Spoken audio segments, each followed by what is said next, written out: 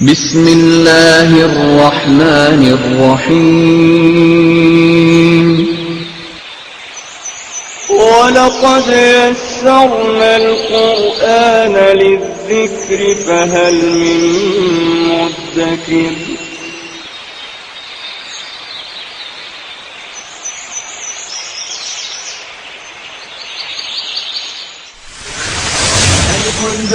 تاء ثاء جيم حاء خاء دال ذال راء زال سين شين صاد ضاد طاء عين غين فاء قاف كاف لام ميم نون هاء واو ياء ياء هذه حروف الهجاء.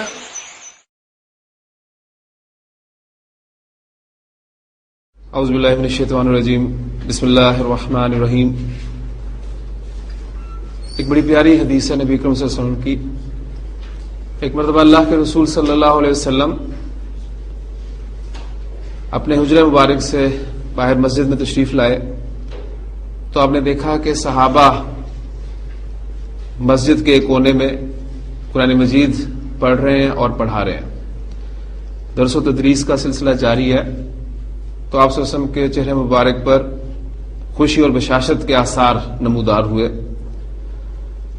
اور آپ صلی اللہ علیہ وسلم نے ان سے مخاطب ہو کر فرمایا کہ الیس تشہدون اللہ الہ الا اللہ وحدہ لا شریک لہ، کیا تم اس بات کی گواہی نہیں دیتے کہ لا الہ الا اللہ، اللہ کے سوا کوئی معبود نہیں، وحدہ لا شریک لہ، اس کا ترجمہ کرنے کی ضرورت نہیں ہے آپ کے لیے، وانی رسول اللہ، اور یہ کہ میں اللہ کا رسول ہوں، وَأَنَّ الْقُرْآنَ جَاءَ مِنْ عِنْدِ اللَّهِ، اور یہ کہ قرآن اللہ کی جانب سے نازل کرتا ہے.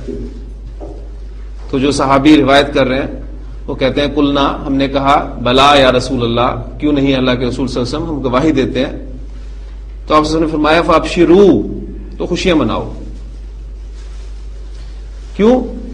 اس لیے کہ فَإِنَّ هَذَا الْقُرْآنَ تَرْفُهُ بِيَدِهِ وَتَرْفُهُ بِأَيْدِيكُمْ، فَإِنَّ هَذَا الْقُرْآنَ تَرْفُهُ بِيَدِ اللَّهِ وَتَرْفُهُ بِأَيْدِيكُمْ، کیونکہ یہ قرآن وہ ہے جس کا ایک سرا اللہ کے ہاتھ میں ہے اور دوسرا سرا تمہارے ہاتھ میں ہے.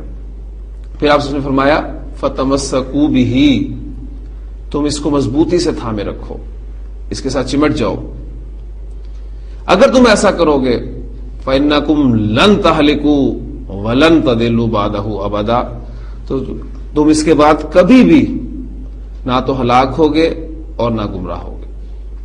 بڑے خوبصورت الفاظ ہیں نبی اکرم صلی اللہ علیہ وسلم کے. قرآن مجید کو آپ صلی اللہ علیہ وسلم نے اللہ کی رسی قرار دیا، ترفُهُ بِيَدِ اللَّهِ وَتَرْفُهُ بِأَيْدِيكُمْ، ایک سرا جس کا اللہ کے ہاتھ میں ہے اور دوسرا سرا تمہارے ہاتھ میں ہے. اور پھر تمسک بالقرآن، قرآن کو مضبوطی سے تھامنا، اس سے چمٹ جانا، اس کو پکڑے رکھنا. اگر ایسا ہوگا تو کبھی بھی تم نہ ہلاک ہوگے اور نہ گمراہ ہوگے. بات پھر وہی ہوتی ہے کہ ہم جب جائزہ لیتے ہیں اپنا تو ایک وجہ ہی ہمیں نظر آتی ہے، ہم نے اس وقت اس امت کی ہلاکت کی، تباہی کی، کہ قرآن مجید کو ہم نے چھوڑا ہوا ہے. اللہ تعالیٰ ہمیں قرآن مجید کے ساتھ پھر وہی رشتہ تعلق استوار کرنے کی توفیق عطا فرمائے، آمین. کل ہم نے حروف جارہ میں حروف جارہ کا استعمال ضمائر کے ساتھ دیکھا تھا اور وہ الحمدللہ مجھے امید ہے کہ آپ کو بالکل کلیئر ہوگا. اس میں حرف جار لام کے حوالے سے ایک بات رہتی ہے، وہ آج میں مکمل کرنا چاہتا ہوں. آپ کو یاد ہوگا کہ جب میں نے حرف جار واؤ کے متعلق آپ کو پڑھایا تھا تو آپ کو بتایا تھا کہ ایک واؤ ہمارا حرف جار واؤ ہے جو کہ اسم سے پہلے آ کر اس کو حالت جر میں لے جاتا ہے، اور دوسرا واؤ جو ہے وہ اور کے معنی میں استعمال ہوتا ہے، اور اس کی پہچان آپ کو الحمدللہ ہو گئی تھی، جیسے کہ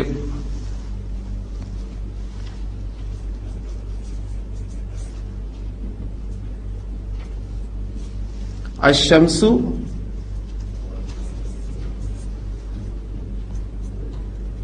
والقمر. تو آپ دیکھ رہے ہیں کہ یہ جو واؤ ہے یہ حرف جار واو نہیں ہے، اس لیے کہ اس نے اسم کو حالت جر میں تبدیل نہیں کیا. یہ واو حرف عطف ہے اور کے معنی میں استعمال ہوتا ہے. تو اسی طرح کا ایک لام اور ہے، وہ آپ پہچانیں گے انشاءاللہ تعالی. ایگزامپلز آپ کے سامنے لکھتا ہوں تو بڑی آسانی سے آپ پہچان لیں گے انشاءاللہ تعالی.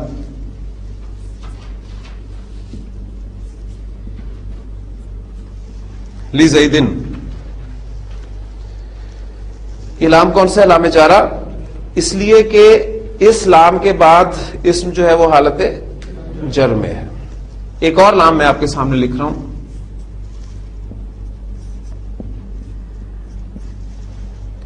لزیدن. یہ دیکھنے سے بھی پہچانا جا رہا ہے. کس طرح؟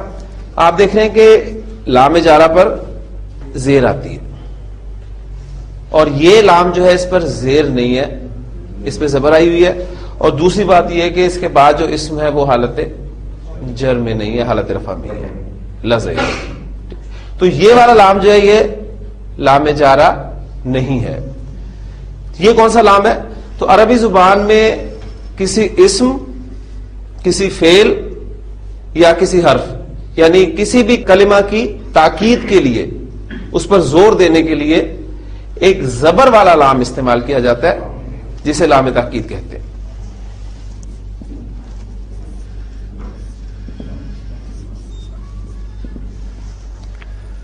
عربی زبان میں کسی اسم، فعل یا حرف پر زور دینے کے لیے، اس کی تاکید کے لیے ایک زبر والا لام استعمال کیا جاتا ہے جسے لام تاکید کہتے ہیں. اچھا، جہاں تک اسم ظاہر کا تعلق ہے، یعنی دو ٹرمز آپ کے سامنے وہ ہمیشہ ہونی چاہیے، ایک اسم ظاہر اور دوسرا اسم ضمیر. جہاں تک اسم ظاہر کا تعلق ہے، آپ لام جارہ اور لام تاکید میں واضح فرق محسوس کر لیں گے. لیکن کل ہم نے پڑھا تھا کہ لام جارہ جب ضمائر کے ساتھ استعمال ہوتا ہے تو وہ زبر والا ہوتا ہے. ٹھیک، جیسے کہ لہو، لہما، لہم، سوائے واحد متکلم کے، کیونکہ واحد متکلم کی جو آپ کی یا متکلم ضمیر ہے اس کی ڈیمانڈ ہے کہ اس سے پہلے حرف پر زیر ہونی چاہیے. لہذا اسم اور اکثر حروف اس کی ڈیمانڈ پوری کرتے ہیں، فعل اس کی ڈیمانڈ کبھی پوری نہیں کرتا. یہ باتیں آپ نے ذہن میں رکھنی ہے. تو ضمائر کے ساتھ جب لام جارہ اور لام تاکید کا استعمال ہوگا تو اس کی پہچان کرنے کا طریقہ کیا ہے؟ میں آپ کے سامنے ایک اور لفظ لکھتا ہوں، انشاءاللہ تعالی مجھے امید ہے کہ آپ بڑی آسانی سے پہچان لیں گے. لہوا، لام جارہ حرف جار ہے، اسم کو حالت جر میں لے جاتا ہے، اور ضمائر بھی چونکہ اسماء ہے لہذا آپ دیکھیں گے کہ ہم نے جو حروف جارہ تھے ان کے ساتھ ضمائر کی پریکٹس کی تھی، اس میں حالت جر والے ضمائر استعمال کیے تھے. اب یہ جو لام ہے زبر والا لام، اس کے بعد اگر آپ ضمیر پر غور کریں گے تو یہ ضمیر حالت رفع والی ضمیر ہے. تو اس کا کیا مطلب ہے کہ یہ لام جارہ نہیں ہے. یہ لام کون سا ہے؟ یہ وہ لام تاکیدی ہے. تو جہاں تک اسم ظاہر کا تعلق ہے وہاں آپ لام جارہ اور لام تاکید میں واضح طور پر فرق محسوس کر سکتے ہیں. ضمائر میں بھی الحمدللہ انشاءاللہ تعالی آپ اس قابل ہو گئے ہیں کہ ضمیر کو پہچان کر آپ اس بات کا اندازہ لگائیں گے کہ کون سا لام لام جارہ ہے اور کون سا لام لام تاکید ہے. اور قرآن مجید میں کثرت سے آپ کو یہ لام تاکید ملے گا، ان اللہ لہو الغفور الرحیم. اسی طرح آپ دیکھیں گے کہ آپ سورۃ العادیات میں آپ دیکھیں گے تو لام تاکید کی ایگزامپلز والعادیات ضبحا فالموریات قدحا، اور آگے سورت چلے تو ان الانسان لربہ لکنود، تو لکنود، پھر لشہید، اس طرح کے الفاظ آپ کو ملیں گے قرآن مجید میں. تو لام تاکید کسی بھی اسم، فعل یا حرف کی تاکید کے لیے عربی زبان میں استعمال کیا جاتا ہے. اچھا، اب ایک ایگزامپل سے قرآن مجید سے آپ کے سامنے میں لکھتا ہوں، انشاءاللہ تعالی مجھے امید ہے کہ آپ پہچان لیں گے لام جارہ اور لام تاکید کا فرق.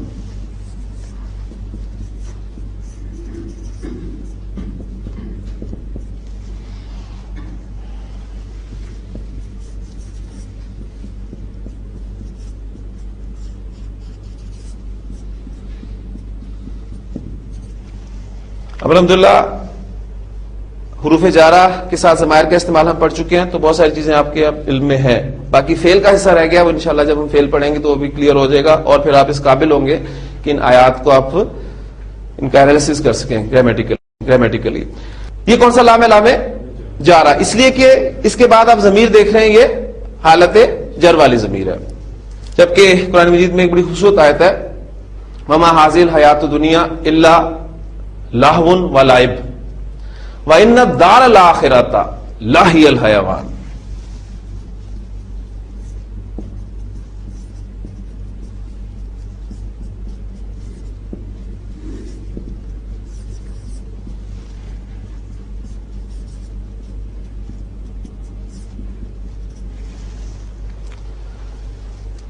ہاں جی، وَإِنَّ الدَّارَ الْآخِرَةَ لَهِيَ الْحَيَوَانُ. اب یہ لام جو ہے یہ کون سا ہے؟ اس کے بعد ضمیر پر غور کریں، یہ ضمیر کون سی ہے؟ یہ بھی واحد مؤنث غائب کی ضمیر ہے، اور یہ بھی واحد مؤنث غائب کی ضمیر ہے. لیکن فرق کیا ہے؟ یہ وہی جو ضمائر ہمارے حالت رفع والے ہوا، ہما، ہم اور پھر ہیا، ٹھیک، واحد مؤنث غائب کی ضمیر حالت رفع والی. اور حالت نصب اور جر میں جو چارٹ پڑا تھا وہ اٹیچڈ ہو، ہما، ہم، اٹیچڈ ہا. تو یہ وہ اٹیچڈ ہا والی ضمیر یہ آپ دیکھ رہے ہیں لام جارہ جر والی، اور یہ حالت رفع والی ضمیر ہے. لہٰذا یہ لام جو ہے یہ آپ کا لام تاکید ہے. ٹھیک، تو انشاءاللہ تعالی یہ بھی آپ اب فرق جاننے کے قابل ہو گئے کہ لام جارہ اور لام تاکید کا فرق کون سا. ایک دوسری بات آپ کو یاد ہوگا، میں نے جب آپ کو غیر منصرف اسما کے بارے میں پڑھایا تھا تو میں نے آپ کو بتایا تھا کہ غیر منصرف اسما وہ اسما ہیں جو حالت جر میں زیر قبول نہیں کرتے.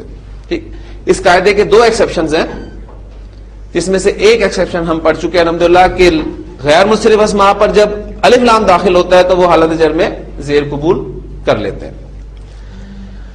دوسرا ایکسیپشن انشاءاللہ تعالی میں آج آپ کو بتاتا ہوں، اور وہ آپ کو انشاءاللہ سمجھ میں آ جائے گا. اس کے لیے کچھ کنسٹرکشنز جو ہیں میں چاہوں گا کہ آپ بنائیں تاکہ آپ کی پچھلی ریویژن بھی ہو جائے.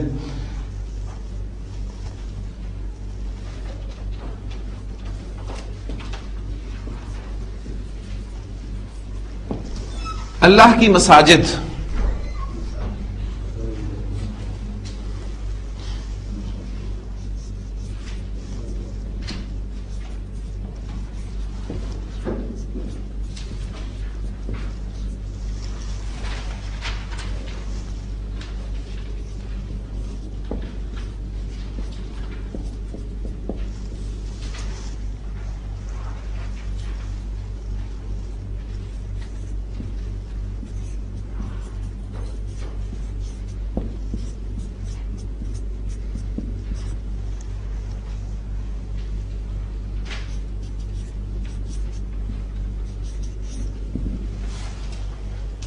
یہ کنسٹرکشنز ہیں انشاءاللہ.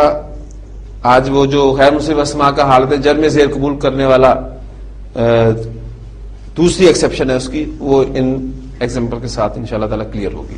ہاں جی، اللہ کی مساجد کون سا مرکب ہے؟ مرکب ناقص میں سے مرکب اضافی. ہاں جی، کنسٹرکٹ کریں اسے، کیا بنے گا؟ یہ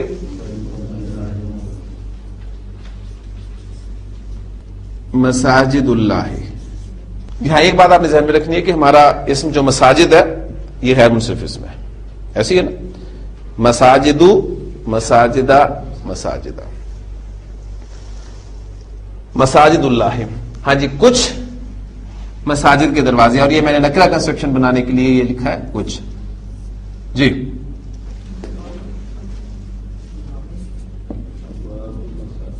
ابواب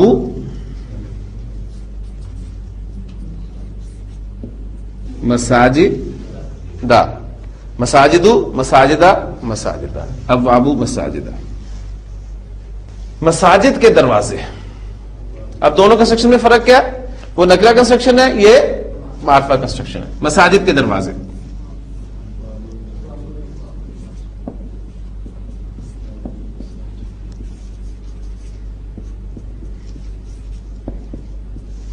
ابواب المساجد. کلیئر؟ غیر منصرف اسما حالت جر میں زیر قبول نہیں کرتے قاعدہ. قاعدے کا ایکسیپشن نمبر 1، جب غیر منصرف اسم پر الف لام داخل ہو جاتا ہے تو حالت جر میں زیر قبول کر لیتے ہیں.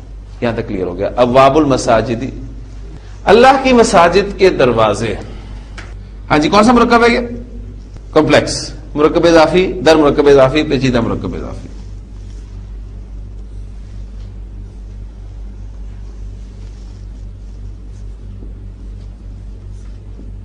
ویکیبلری ابھی میں لکھ رہا ہوں. ابواب مساجد اللہ. ابھی کنسٹرکٹ کرتے ہیں ایسے. اس کنسٹرکشن پہ آ جائیں. اللہ کی مساجد میں کر لیتے ہیں. ہاں جی، اللہ کی مساجد میں. اب یہ کون سا مرکب بن رہا ہے؟ مرکب جاری بن رہا ہے، کیونکہ میں کا لفظ آپ کو بتا رہا ہے کہ مرکب اضافی ہے پہلے اللہ کی مساجد اور پھر اس کے بعد میں. ہاں جی، یہ بنے گا آپ کا مرکب اضافی. پہلے آپ اسے بنائیں. یہ آپ کا بن گیا مساجد اللہ، اللہ کی مساجد. اب اس میں میں کے لیے میں نے اس سے پہلے فی استعمال کرنا ہے. ان دو کنسٹرکشنز کو آپ سامنے رکھیں، کیونکہ اب آپ کو میں غیر منصرف اسما حالت جر میں جو زیر قبول کرتے ہیں وہ بات بتانے لگا ہوں. اب مجھے آپ بتائیں کہ ان دونوں کنسٹرکشنز میں جو ہمارا غیر منصرف اسم ہے مساجد، وہ کس حیثیت سے استعمال ہو رہا ہے؟ ایک میں تو دونوں آ رہا ہے. اس کنسٹرکشن میں وہ مضاف الیہ بھی ہے اور مضاف بھی ہے، اور اس میں مضاف کے طور پہ استعمال ہو رہا ہے.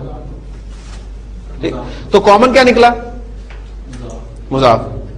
جب غیر منصرف اسم، اب غور سے سنیے گا، جب غیر منصرف اسم کسی ترکیب میں مضاف کی جگہ پر استعمال ہوتا ہے، مضاف کے طور پہ استعمال ہوتا ہے. جب غیر منصرف اسم کسی ترکیب میں مضاف کے طور پر استعمال ہوتا ہے، جیسے کہ ان دونوں ترکیب میں استعمال ہو رہا ہے، اور پھر وہ مضاف کسی وجہ سے حالت جر میں چلا جاتا ہے. اب الحمدللہ یہ کسی مجھے یہاں بیان کرنے کی ضرورت نہیں ہے، کیونکہ آپ کو پتا چل چکا ہے کہ دو وجوہات ہیں جن کی بنا پر کوئی اسم حالت جر میں جاتا ہے. ایک مضاف الیہ ہونے کی وجہ سے، اور دوسرا حرف جار کی وجہ سے حالت جر میں زیر قبول کر لیتا ہے. کنسٹرکٹ کریں.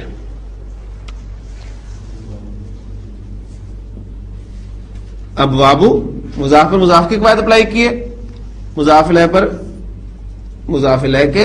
اب یہ درمیان والا اس میں مضاف مضاف الیہ دونوں ہے، تو اس کی شکل کیا بننی چاہیے؟ الف لام کے بغیر ہلکے اعراب کے ساتھ حالت جر میں، تو مساجدہ بنے گی نا.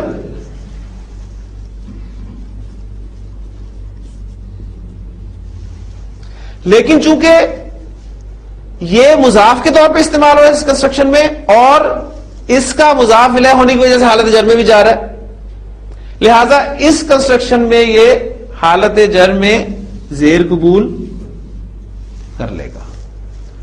ابواب مساجد اللہ، اللہ کی مساجد کے دروازے. اس کو دیکھیں. اب جب یہ بریکٹ آپ کی کھلے گی، مساجد مضاف ہے تو ہم اس کو حالت جر میں زیر کے ساتھ لکھیں گے فی مساجد اللہ، اللہ کی مساجد میں. ابواب مساجدہ، وہاں یہ زیر قبول نہیں کرے گا، کیونکہ وہاں پر مضاف کے طور پہ استعمال نہیں ہو رہا، وہاں مضاف الیہ کے طور پہ استعمال ہو رہا ہے. اب یہ کنفیوز آپ نے اس کو اس کے ساتھ کنفیوز نہیں کرنا کہ یہاں بھی تو مضاف الیہ کے طور پہ استعمال ہو رہا ہے، لیکن یہاں اس کی حیثیت ڈبل ہے، مضاف الیہ کی بھی ہے اور مضاف بھی. تو اصل چیز جو میں نے آپ سے کامن نکلوائی ہے وہ یہ کیا ہے کہ جب بھی کوئی غیر منصرف اسم کسی ترکیب میں مضاف کے طور پر استعمال ہوتا ہے اور وہ مضاف کسی وجہ سے، اور دو وجوہات ہے، یا تو مضاف الیہ ہونے کی وجہ سے یا پھر حرف جار کی وجہ سے حالت جر میں چلا جاتا ہے، تو پھر اس صورت میں غیر منصرف اسم حالت جر میں زیر قبول کر لیتا ہے.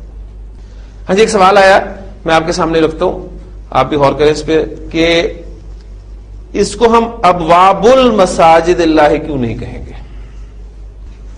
ہاں جی، مرکب کی دو اقسام، مرکب ناقص، مرکب تام.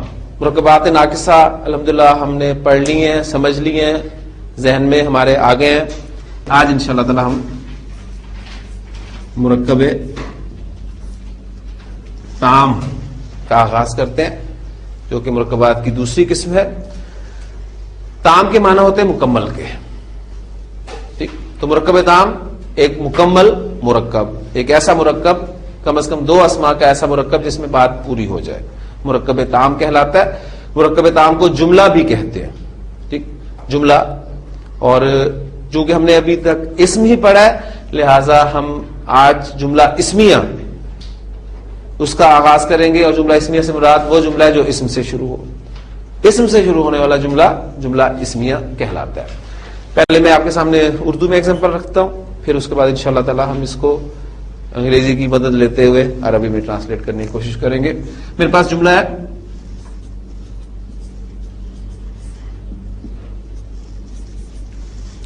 لڑکا نیک ہے.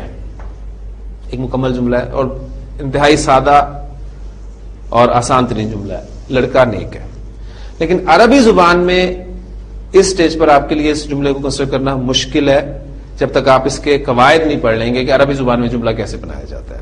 لیکن جب وہ قواعد پڑھ لیں گے تو پھر بڑے سے بڑا جملہ جو آپ کے سامنے لکھا جائے گا آپ اسے ٹرانسلیٹ کرنے کے قابل ہے. ہاں جی، لڑکا نیک ہے. اس جملے پر غور کریں تو آپ کو اس میں دو حصے نظر آئیں گے، بالکل اسی طرح جس طرح ہم نے مرکب توصیفی پڑھا تھا تو دو اجزاء کیے تھے. اس کے ایک موصوف تھا، دوسری صفت تھی. ٹھیک، موصوف صفت مل کر مرکب توصیفی بنے تھے. ہمارا مرکب اشاری اشارہ اور مشار الیہ مل کر بنے تھے. ہمارا مرکب اضافی مضاف اور مضاف الیہ مل کر بنے تھے. ہمارا مرکب جاری جار اور مجرور مل کر بنے تھے. تو اب ہم جملہ بنا رہے ہیں تو اس کے بھی ہم دو حصے کریں گے. اس پہ آپ غور کریں تو ایک ہے لڑکا جس سے ہمارا جملہ شروع ہو رہا ہے، ہمارے جملے کی ابتدا ہو رہی ہے. اب جملے کے اپنے قواعدوں کے ذہن میں رکھیے گا. اس اسم سے جملے کی ابتدا ہو رہی ہے، اس لیے اس حصے کو ہم مبتدا کہیں گے.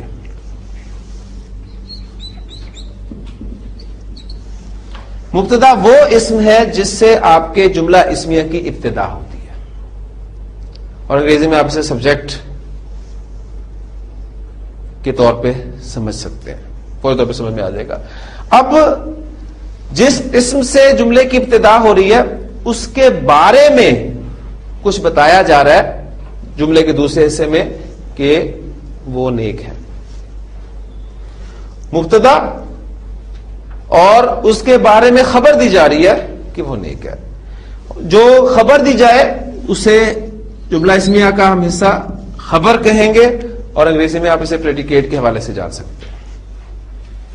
وہی ایک جملے کے دو حصے، سبجیکٹ پریڈیکیٹ، عربی زبان میں مبتدا اور خبر. تو سادہ ترین جملہ اسمیہ جو ہمارا ہوگا عربی زبان میں اس کے دو حصے ہوں گے، مبتدا اور خبر. اب جملہ اسمیہ کے مبتدا اور خبر کا تعین کرنا کہ مبتدا کیا ہے اور خبر کیا ہے. سادہ ترین انگریزی، لڑکا نیک ہے، اس کی کیا بنے گی؟ کوئی ویکیبلری کی ضرورت نہیں، انگریزی نہیں میں پڑھا رہا آپ کو. لڑکا از نیک، اس کی سادہ ترین انگریزی. اب از سے ادھر والا حصہ جو ہے آپ کا مبتدا ہے اور اس سے ادھر والا حصہ آپ کی خبر ہے. یہی آپ قاعدہ بڑے جملوں میں لگائیں گے تو انشاءاللہ تعالیٰ آپ کا مبتدا ایک سائڈ پہ ہو جائے گا، خبر ایک سائڈ پہ ہو جائے گی. وہ جب بڑے جملے دیکھیں گے اس وقت میں آپ کے سامنے رکھوں گا. بہرحال ابھی آپ اس میں مبتدا اور خبر کا تعین ضرور کریں کہ لڑکا اس میں آپ کا مبتدا ہے اور نیک ہے آپ کی خبر ہے. اب ہم اس کو عربی زبان میں ٹرانسلیٹ کرنا چاہتے ہیں کہ عربی زبان میں جملہ کیسے ٹرانسلیٹ کیا جاتا ہے. الحمدللہ عربی زبان میں جملہ اس کی ترتیب اردو زبان کے جملے کی طرح ہی ہے. اردو میں بھی مبتدا پہلے آتا ہے اور عربی میں مبتدا پہلے، اردو میں بھی خبر بعد میں، عربی زبان میں بھی خبر بعد میں. اب چونکہ اسم کے چاروں پہلو ہمارے سامنے ہیں اس لیے چار باتیں آپ نے اچھی طریقے سے ذہن میں رکھنی ہے.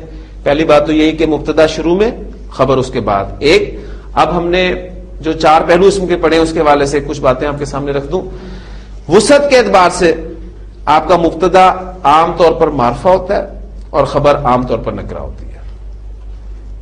وسعت پہلا پہلو ہو گیا. وسعت کے اعتبار سے آپ کا مبتدا عام طور پر معرفہ ہوگا اور خبر عام طور پر نکرہ. اب یہ عام طور پر میں کیوں بول رہا ہوں اس کو آپ سمجھ سکتے ہیں کہ کوئی ایسی خاص سچویشن ہوگی جس میں مبتدا نکرہ بھی ہو سکتا ہے اور خبر معرفہ بھی ہو سکتی ہے. لیکن عام قاعدہ یہی ہے کہ مبتدا کو آپ نے معرفہ رکھنا ہے, خبر کو آپ نے نکرہ رکھنا ہے. ایک پہلو کور ہو گیا. اعراب کے لحاظ سے مبتدا اور خبر دونوں حالت رفع میں ہوتے ہیں. کلیئر؟ اب کون سے دو پہلو رہ گئے؟ جنس اور عدد. تو جنس اور عدد کے اعتبار سے خبر مبتدا کے مطابق ہوتی ہے, یہ قاعدہ. چاروں پہلو کور ہو گئے. اب یہ چار باتیں آپ ذہن میں رکھیں گے تو یہ جملہ آپ کے لیے کنسٹرکٹ کرنا کوئی مشکل کام نہیں ہے, اور پھر ایسے جملے آپ ڈھیر لگا دیں گے جملوں کے انشاءاللہ تعالی آج ہی. وسعت کے اعتبار سے مبتدا معرفہ, خبر نکرہ عام طور پر. اعراب کے اعتبار سے دونوں حالت رفع میں. جنس کے اعتبار سے خبر مبتدا کے مطابق استعمال ہوگی. اب مبتدا کا کیا ہے؟ لڑکا. لڑکے کی عربی ولدن ہوتی ہے. اب چونکہ مبتدا کے طور پہ استعمال ہو رہا ہے اسے آپ نے معرفہ رکھنا ہے, تو ولدن کو معرفہ کریں کیا بن جائے گا؟ الولد. حالت رفع میں ہم نے اس کو رکھا, معرفہ رکھا. خبر ہم نے نکرہ رکھنی ہے, حالت رفع میں رکھنی ہے. نیکی عربی کیا؟ صالح. الولد صالح. جملہ مکمل ہو گیا آپ کا. ہے کا مفہوم خود بخود پیدا ہو گیا. اس خاص ترتیب سے ان دو اسماء کو ہم نے رکھا تو ہے کا مفہوم خود بخود پیدا ہو گیا. بالکل اسی طرح جس طرح ایک خاص ترتیب سے ہم نے دو اسماء کو رکھا تھا تو ان میں کی کا مفہوم خود بخود پیدا ہو گیا تھا. لڑکے کی کتاب, کتاب الولدی, یعنی ہم نے پہلے اسم کو الف لام کے بغیر رکھا, ہلکے راب کے ساتھ رکھا, دوسرے اسم کو حالت جر میں رکھا تو کی کا مفہوم خود بخود پیدا ہو گیا. پہلے اسم کو آپ معرفہ رکھیں, حالت رفع میں رکھیں, دوسرے اسم کو نکرہ رکھیں, حالت رفع میں رکھیں, اور جنس اور عدد کے لحاظ سے اس کے مطابق رکھیں تو یہ ہے کا مفہوم آپ کے جملے میں خود بخود پیدا ہو جائے گا. الولد صالح. یہ تھا آپ کا جملہ. اب اسی سے انشاءاللہ تعالی ہم شروع کرتے ہیں. جملہ ہے میرے پاس لڑکی نیک ہے. ہاں جی, مبتدا کیا ہے اس میں؟ لڑکی. یہ آپ کا مبتدا ہے. پہلے ہی اپنی پریکٹس یہی کرنی ہے, مبتدا اور خبر کا تعین کرنا ہے لازمن. یہ نہیں تو آپ پھر اسے اس سٹیپ پر اگر آپ نے اسے اسکپ کر دیا تو آگے آپ کے لیے مشکل ہوگی. یہ آپ کا مبتدا خبر. ہاں جی, لڑکی کی عربی ہوتی ہے بنتن. آپ نے اسے مبتدا کی جگہ پہ رکھنا ہے تو کس صورت میں رکھیں گے؟ البنت. البنت. نیک کی عربی دیکھ لیں, صالحون ہمارے پاس ہوتی ہے.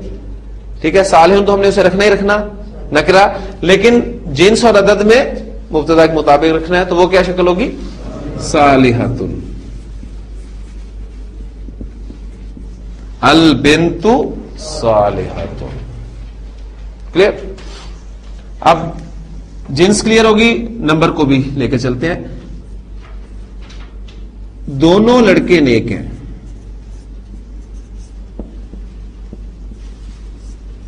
ہاں جی, مبتدا کیا ہے؟ دونوں لڑکے. ہاں جی, اب مبتدا خبر تعین ہو گیا. اب میں وہ لکھوں گا نہیں, اس کو اسکپ کر رہا ہوں میں. دو لڑکوں کی عربی کیا ہوگی؟ ولدانی. مبتدا کی جگہ پہ رکھنا ہے تو الولدانی.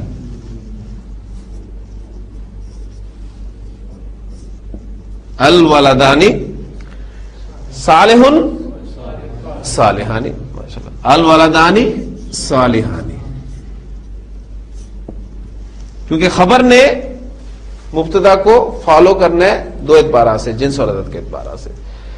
الولدانی اعرابی حالت رفع میں ہی ہے نا کہ جر میں؟ جر میں ہے نا. دیکھا, پہچان لیا انہوں نے. رفع میں کیسے پتا چلا آپ کو؟ آپ نے دیکھا مثنیٰ ہے, اور مثنیٰ کی اعرابی حالت ہم نے ساؤنڈ سے پہچانی ہے, آنے کی ساؤنڈ سے پہچانی ہے. تو زیر زبر پیش سے دھوکہ نہیں کھانا آپ نے, وہ آپ کھائیں گے آخری دن جو کلاس ہو رہی ہوگی اس دن میں آپ سے یہ سوال کروں گا تو آپ نے سے کہنا ہے جل میں ہی ہے جی, اور وجہ یہ ہوگی کہ زیر نظر نہیں آ رہا آپ کو. تو زیر اور پیش اعراب کی پہچان کے لیے ہم نے ایک قاعدہ نہیں بنانا ذہن میں رکھیں. الولدان صالحان، دونوں لڑکیاں نیک ہیں.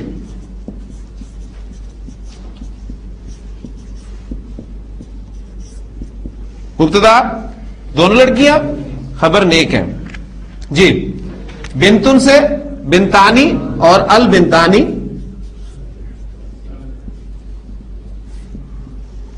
اور اب اس کی خبر کیا آئے گی؟ صالحتانی، البنتانی صالحتانی. اب میں تیسرے سٹیپ میں آ رہا ہوں. اب میں اردو بھی نہیں لکھ رہا، ٹھیک نہیں. مبتدا خبر پہلے میں نے چھوڑا، اب میں اردو بھی نہیں لکھ رہا. لڑکے نیک ہیں. اب دیکھیں ولدن، ولدانی، اولادن، ٹھیک. تو الاولاد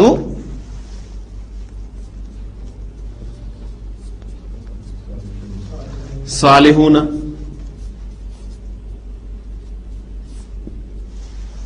کلیئر ہو گیا؟ الاولاد صالحون. اور لڑکیاں نیک ہیں، البنات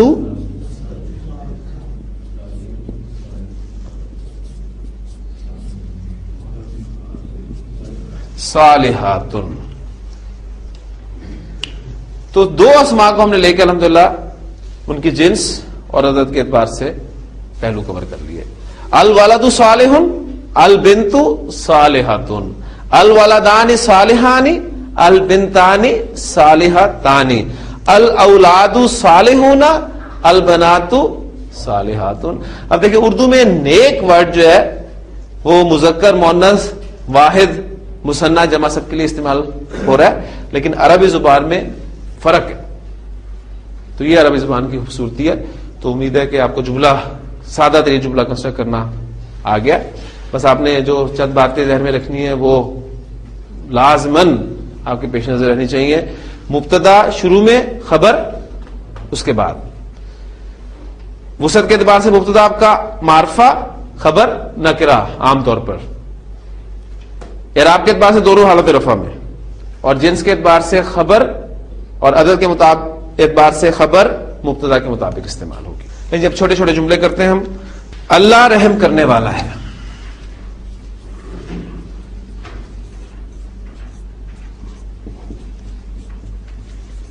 جی جملہ پہچان لیا آپ نے، اللہ رحم کرنے والا ہے. مبتدا خبر کا تعین کر دیں. جی مبتدا کیا؟ اللہ.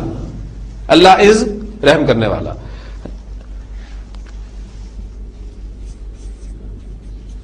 اللہ مبتدا حالت رفع میں معرفہ.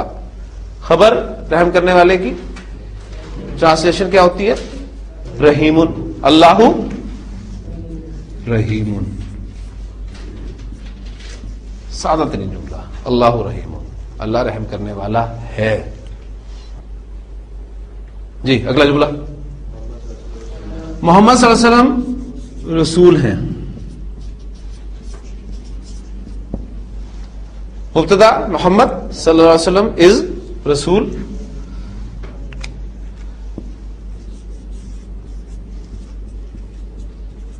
محمد معرفہ ہے نا، الف لام داخل نہیں میں کروں گا کیونکہ اس میں علم ہے. محمد رسول. قرآن حق ہے. مبتدا آپ کا قرآن اور حق ہے خبر. جی القرآن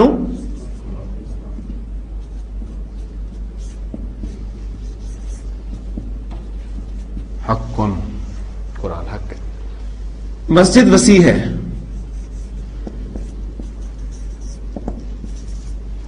جی مبتدا مسجد،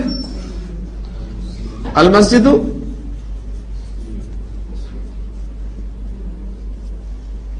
ہاں جی وسیع ہے. وسیع. اچھا ساتھ ایک جملہ اور کر لیں، زمین وسیع ہے.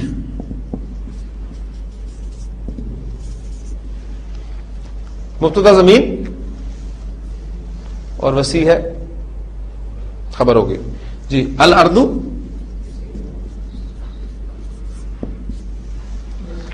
اب الارض آپ کا مبتدا یہ مؤنث ذہن میں رکھیے گا، مؤنث ہے نا زمین، لہذا خبر بھی مؤنث آئے گی.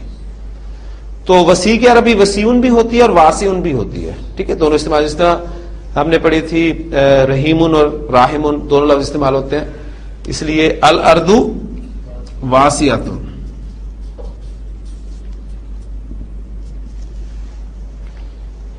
ٹھیک ہو گیا. یعنی آپ نے خیال رکھنا ہے مبتدا کا کہ وہ اگر واحد ہے تو خبر بھی واحد، وہ مثنی ہے تو خبر بھی مثنی، وہ جمع ہے تو خبر بھی جمع، وہ مذکر ہے تو خبر بھی مذکر، وہ مؤنث ہے تو خبر بھی مؤنث. ہاں جی، کمرہ بڑا ہے. الغرفۃ، ہاں جی الغرفۃ یہ آپ کا مذکر ہے کہ مؤنث ہے؟ مؤنث ہے، لہذا خبر بھی مؤنث آئے گی. کبیرۃ، الغرفۃ کبیرۃ. دونوں لڑکے سچے ہیں. دونوں لڑکے مبتدا، سچے ہیں خبر. دو لڑکوں کی عربی الولدانی، مبتدا کی جگہ پر آپ رکھ رہے ہیں تو الولدانی. سچا صادقن، اب اس کو نمبر کے اعتبار سے آپ نے کیا کرنا ہے؟ صادقانی. الولدانی صادقانی. جی. منافق جھوٹے ہیں.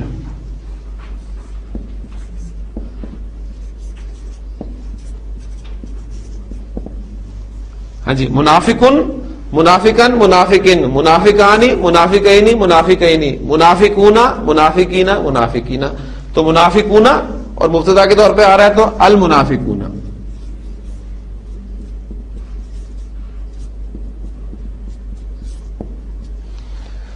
جھوٹا کاذبن، کاذبن، کاذبن، کاذبانی، کاذبینی، کاذبینی، کاذبون، کاذبین، کاذبین. تو کیا لگے گا؟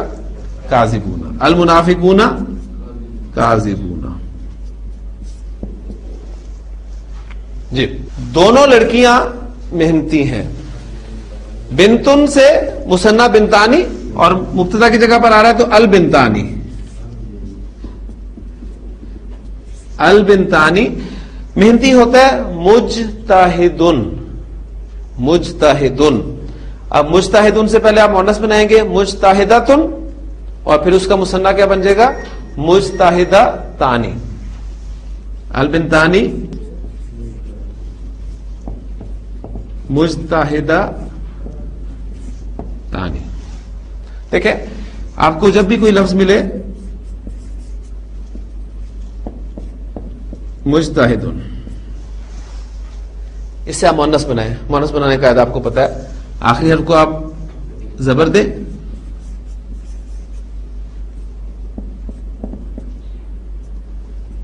اور گولتا لگا دیں. مجتہدہ تن. مذکر سے مؤنث بن گیا. مذکر سے آپ مثنیٰ بنا سکتے ہیں واحد سے. مجتہدن، مجتہدانی، مجتہدون. ادھر کو بھی چل رہے جمع کی صورت میں، ادھر سے جمع کی صورت میں چل رہے. مجتہدۃن واحد، مجتہدتانی مثنیٰ، مجتہداتن جمع ہو گیا.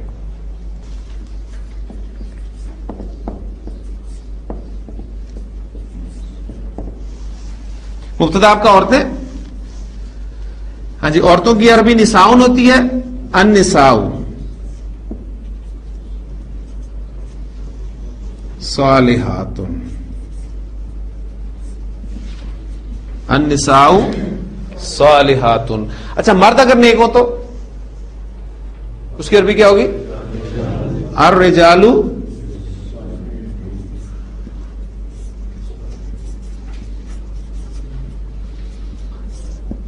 صالحون.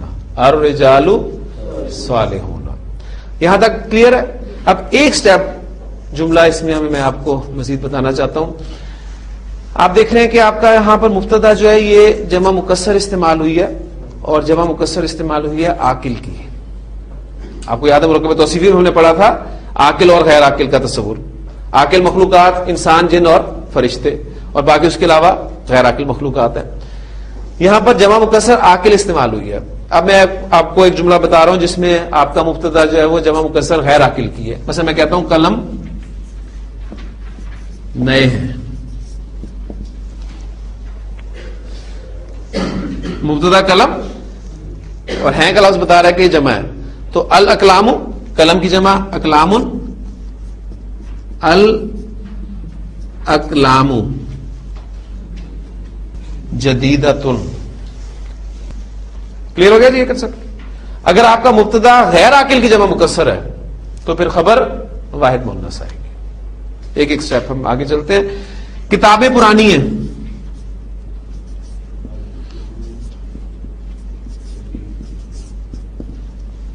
ہاں جی. الکتب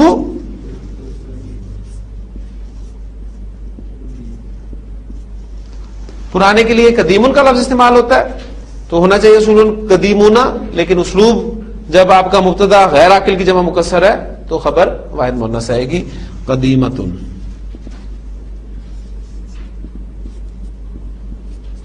الکتب قدیمتن.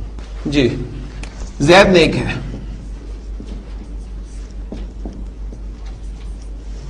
کیا بنے گا عربی؟ زید صالح. زید نیک ہے. اب ایک جملہ میں آپ کے سامنے رکھ رہا ہوں، وہ نیک ہے.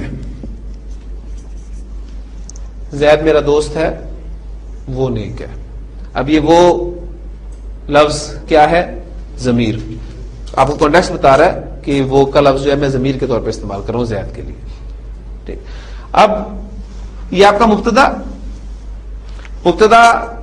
معرفہ ہوتا ہے، حالت رفع میں ہوتا ہے، تو ضمائر حالت رفع والے ہمیں استعمال کرنے کی ضرورت ہوگی اور ہوتے ضمائر صاحب کے سب معرفہ ہے، تو اس لیے ضمائر مبتدا بننے کی صلاحیت رکھتے ہیں.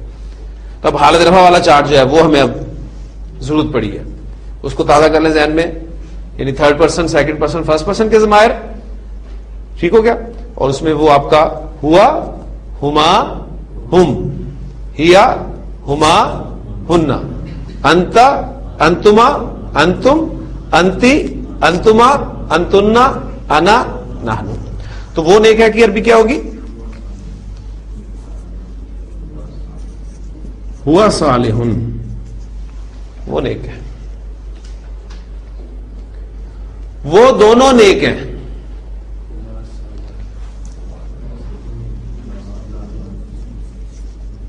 ہما صالحانی. یہاں سے ضمیر کے اضافہ کرتے رہے، وہاں سے اس میں اضافہ کرتے رہے نمبر اور جنس کے اعتبار سے. وہ سب نیک ہیں. ہم صالحون. ہوا صالح، ہما صالحانی، ہم صالحون. وہ نیک ہے، وہ بریکٹ شی. ٹھیک. ہیا صالحۃ، ہیا صالحۃ. وہ دونوں نیک ہے مؤنث، تو کیا بنے گا؟ ہما صالحتانی، ہما صالحتانی. اب جو کنفیوژن تھی ہما کی ضمیر کہ مذکر کے لیے بھی استعمال ہوتی ہے، مؤنث کے لیے بھی استعمال ہوتی ہے، وہ بھی دور ہوگی. جملہ بتائے گا اگر زینب اور فاطمہ کا ذکر تھا اور کہا جا رہا ہے کہ ہما صالحتانی، ٹھیک ہے، تو اب یہ ہما جو ہے یہ مؤنث کی ضمیر استعمال ہوئی حالت رفع والی. وہ سب ود ان بریکٹ مؤنث نیک ہے. ہن صالحات. تھرڈ پرسن کے ضمائر پورے ہو گئے. تو نیک ہے. انتا صالح، تم دونوں نیک ہو. انتما صالحہ، صالحانی، انتما صالحانی، تم سب نیک ہو. انتم صالحون. تو نیک ہے. انتی صالحتن، تم دونوں نیک ہو. انتما صالحتانی، تم سب نیک ہو. انتنا صالحاتن، میں نیک ہوں. انا صالحون، ہم نیک ہیں. نحنو صالحون. ساتھ ساتھ چلے گا، دیکھ لیں. ٹھیک ہو گیا. تو یہ ضمائر بھی آپ کے جملہ اسمیہ میں مبتدا کی جگہ پر استعمال ہو سکتے ہیں، اور چونکہ آپ کا مبتدا حالت رفع میں ہوتا ہے لہذا حالت رفع والے ضمائر کی ہمیں یہاں پر ضرورت پڑے گی. اب ایک دو چھوٹے چھوٹے جملے ضمائر کو استعمال کرتے ہوئے. ہاں جی، مبتدا اس میں کیا ہے؟ ہم، اور مسلمان ہے خبر. جی کیا بنے گا؟ نحنو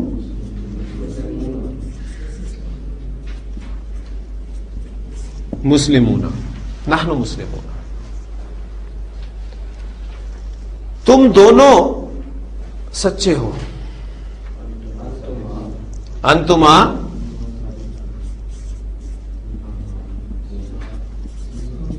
صادقان. جب میں جینڈر مینشن نہ کروں تو اس سے مراد مذکر لیا جائے گا، ذہن میں رکھیے گا.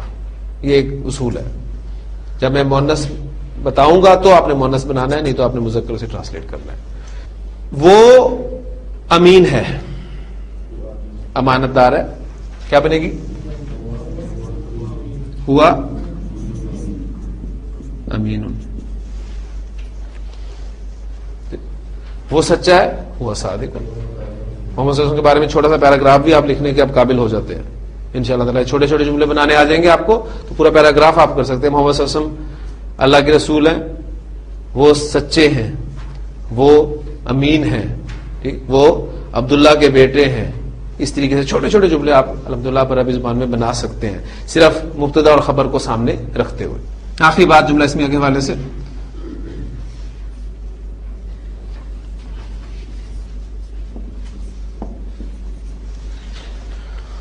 وہ کتاب ہے. اب یہاں پر وہ کیا ہے؟ اشارہ. ٹھیک ہے، تو اب آپ کا مبتدا جو ہے وہ اشارہ آ رہا ہے. تو اسماء اشارہ نکرہ ہوتے ہیں کہ معرفہ ہوتے ہیں؟ معرفہ کے سامنے پڑھا تھا ہم نے اسماء اشارہ کو، لہذا اسماء اشارہ بھی مبتدا بننے کی صلاحیت رکھتے ہیں. تو وہ کی عربی کیا ہوگی؟ ذالک کتاب. ذالک کتاب. اب دیکھیں ان دونوں کنسٹرکشن میں فرق. ذالک الکتاب، دونوں میں فرق ہے نا؟ کیا فرق ہے؟ یہ کتاب نکرہ ہے اور یہاں پر الکتاب معرفہ ہے. تو یہ آپ کی انکمپلیٹ کنسٹرکشن ہے، یہ مکمل جملہ نہیں ہے آپ کے اس لیول کے اعتبار سے. ذالک الکتاب، یہ کتاب جس کا ترجمہ ہم کرتے ہیں وہ کتاب، بات پوری نہیں ہوئی، جبکہ یہاں بات پوری ہو گئی ہے. ذالک کتاب، وہ کتاب ہے. آپ کہتے ہیں یہ قلم ہے، ھذا قلم. یہ قلم، اس کی عربی کیا ہوگی؟ ھذل قلم. یہ قلم، یہ آپ کا مکمل جملہ ہو گیا، یہ آپ کا انکمپلیٹ کنسٹرکشن ہو گئی. یہ آپ کیونکہ ہم اس کو استعمال کریں گے آگے جملے میں کہ یہ قلم نیا ہے. اب وہاں مبتدا آپ کا یہ قلم ہوگا اور نیا ہے اس کی خبر ہوگی. یہ اگلا سٹیپ ہوگا ہمارا انشاءاللہ تعالی. تو فرق ھذا قلم. اب اسی طریقے سے آپ اس کو لے کے جا سکتے ہیں. یہ دو کتابیں ہیں، اس کی عربی کیا ہوگی؟ یہ دو کتابیں ہیں. ھذانی کتابانی، یہ دو کتابیں ہیں. مطابقت ضروری ہے، ذہن میں رکھیے گا سادہ جملوں میں. ٹھیک. اور وہ دو پنکھے ہیں، وہ دو پنکھے ہیں. پہلے تو آپ نے اس میں ذہن میں رکھنا ہے کہ مشار الیہ ہم نے پڑھا تھا نا، اس کے مطابق ہم اشارہ استعمال کرتے تھے. تو اس میں بھی آپ نے جو خبر ہے اس کے مطابق اشارہ استعمال کرنا ذہن میں رکھنا ہے، کیونکہ اشارہ اور مشار الیہ میں اس بات کو اپنے سامنے رکھنا ہے. ایک پنکھا مرواحتن، دو پنکھے مرواحتانی. تو مرواحتانی کے اعتبار سے آپ نے